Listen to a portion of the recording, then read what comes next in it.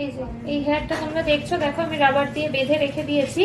উনি ডোনেট করবেন হেয়ারটা, সেই জন্য এতটাই কাটিং করতে হবে। তো 12 ইঞ্চির মতন উনাদের লাগে, তো একটু বেশি নেওয়া আছে। তো এখান থেকে আমি কাটিংটা করি, করে তার উপরে ওর নিজের হেয়ার কাটিং হবে। হওয়ার পর আমি সামনে নিয়ে আসবো।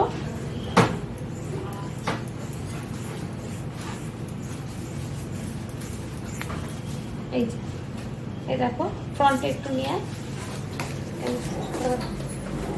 ঠিক আছে? খারাপ লাগছে মনটা? ঠিক আছে, তো এই হেয়ারে আমি কাটিং করব। এবার মাথাটা তোলো, মাথাটা তোলো, এই যে এর মধ্যেই কাটিং করব।